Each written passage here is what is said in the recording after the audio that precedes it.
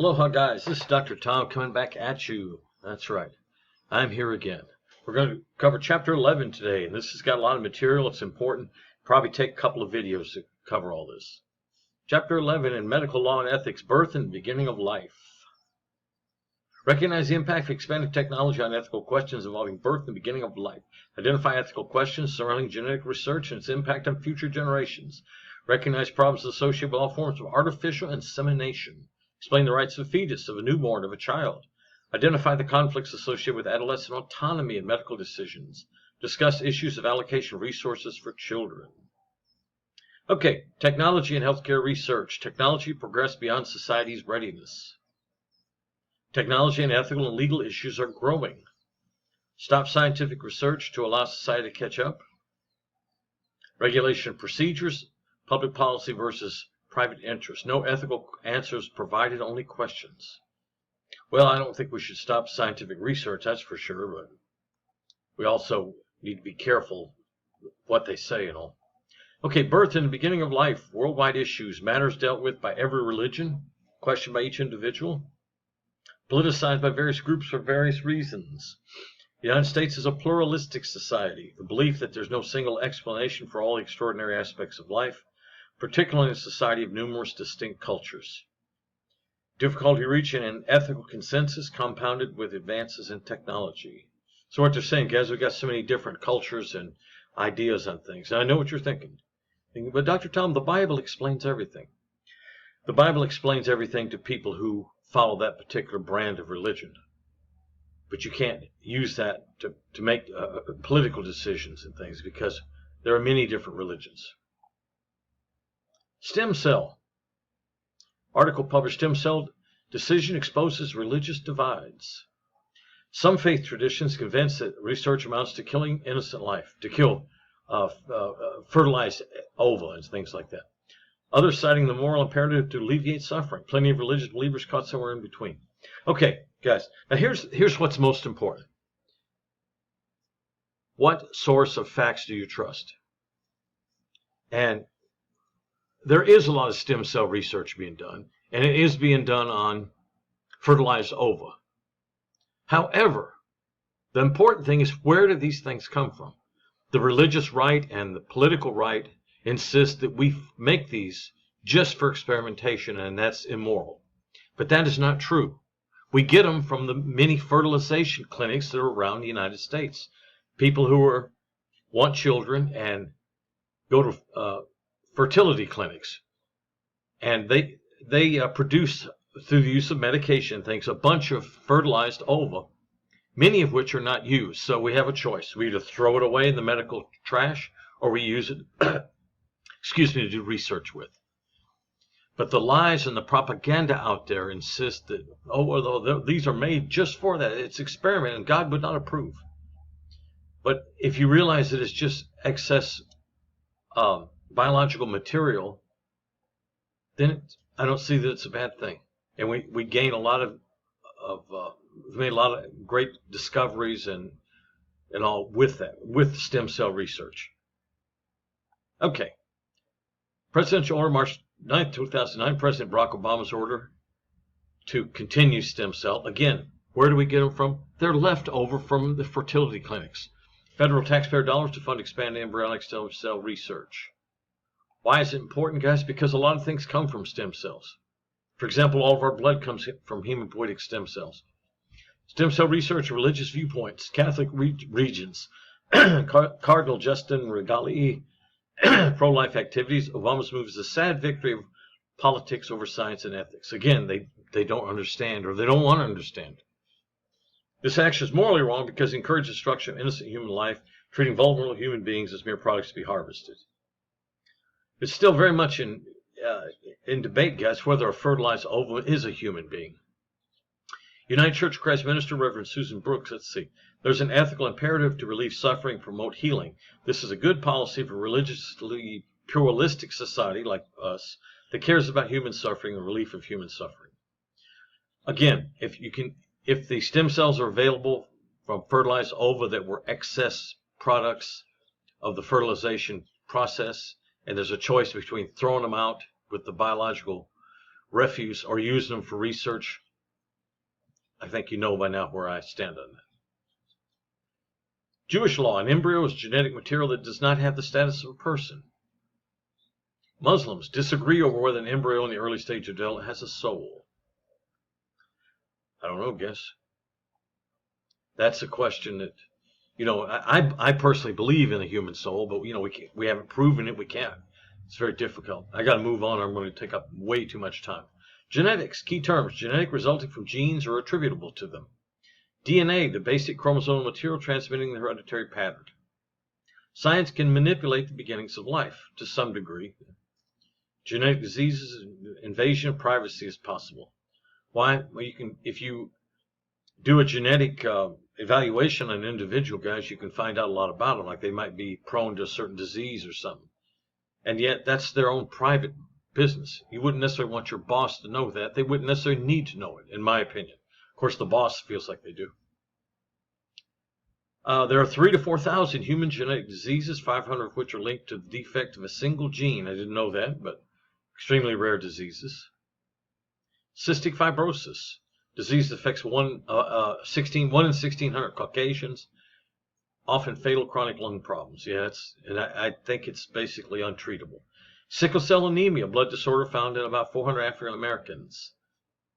It's the red blood cells, erythrocytes, instead of being round or sickle-shaped, it gives resistance to malaria, but it causes circulatory problems. Hemophilia, failure of blood clotting, almost exclusively in males for some reason. 10,000 boys have abnormal bleeding and bruising. These are major genetic diseases.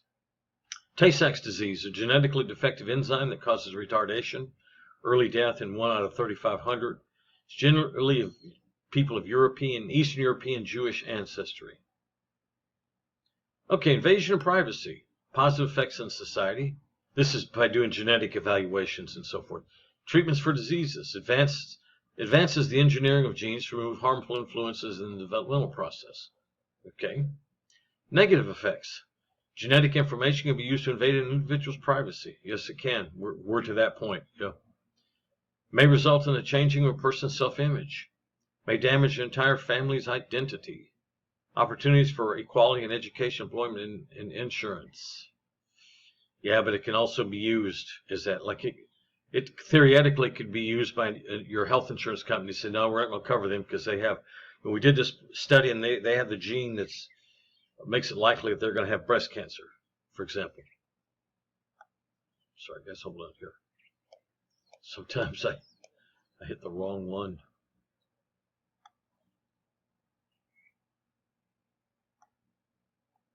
Okay, genetic data banks. Both the public and private sectors of society, there's going to be more and more of these. Why? Because we've reached the point where we can do it. Usually developed for clinical research and public health programs. Genetic data search can explain causes of death. Example, Abraham Lincoln and Marfan syndrome. Now, until I read this, I didn't know. I know they've said many times that that Lincoln had some disorder of the pituitary gland. But Marfan syndrome is characterized by tall, slim people with long, thin fingers. So I don't know that I've read that anywhere else, but I'm not saying it's not factual.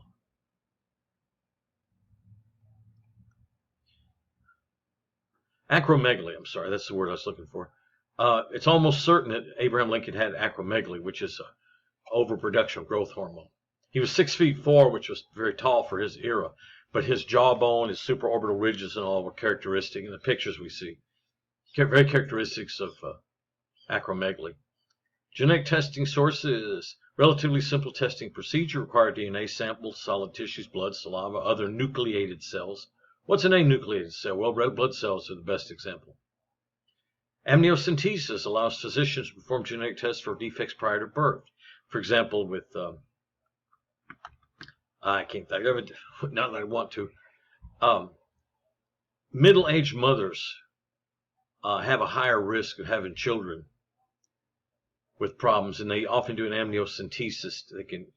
They draw fluid out of the uterine area, within the uterus, and analyze it to see what kind of genetic problems might be there. Genetic testing dilemma. Some genetic diseases produce dysfunction in humans later in life, like Alzheimer's, which is a real problem. Will genetic information be used to determine the following? Mandated abortion fetus with dysfunctional genetic traits, in other words, made to have an abortion. Who will be educated? What degree? Who will be treated medically? To what extent will treatment be given?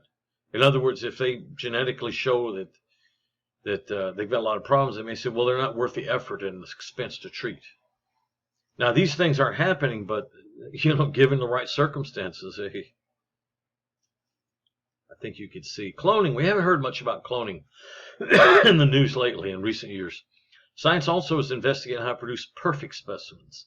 Process fertilized cloned eggs implanted in females' wombs, incubation till birth. Cloning dilemmas. Is society willing to allow this to happen? Genetically engineer high fashion children and things. What could be the repercussions of these practices? There might be additional things we don't know that could cause real problems. Pre-implantation genetic diagnosis. PGD.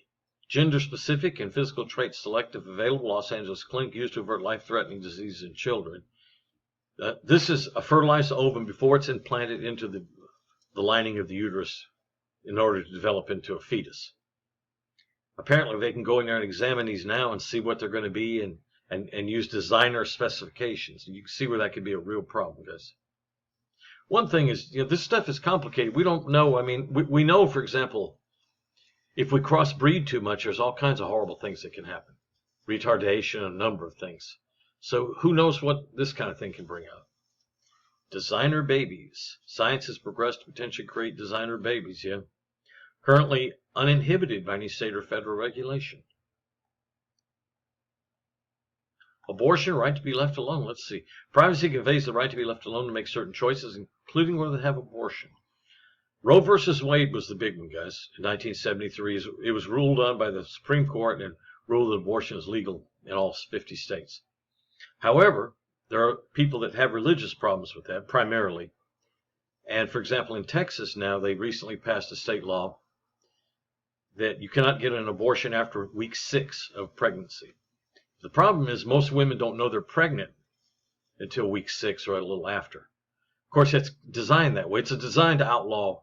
They can't just outlaw it because of this right here. But they can stipulate so many different conditions to it that you can all but make it illegal. I don't like to see abortion used as routine birth control. I'll be the first to admit that. But it is the law of the land, and whether you or your religious beliefs like it or not, that's too bad. If you don't like abortion, don't get one.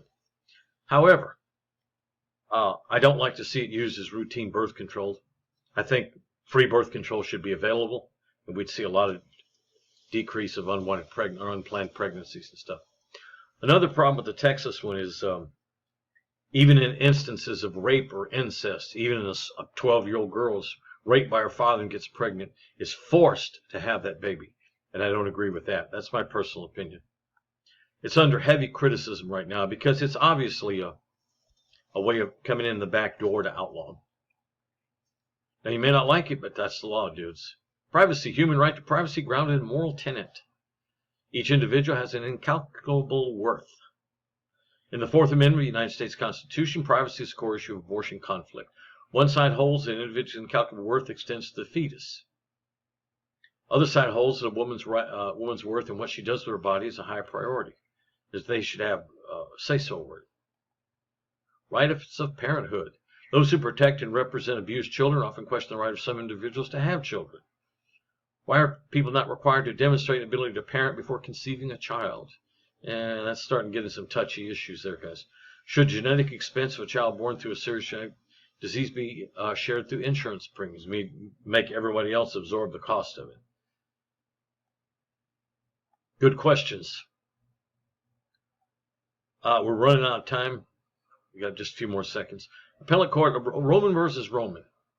In 2006, Appellate Court ultimately upheld the written IVF consent agreement that included a provision to discard the embryos should the parties divorce. Repercussions of the disposition of frozen embryos affect other areas of society. Very interesting.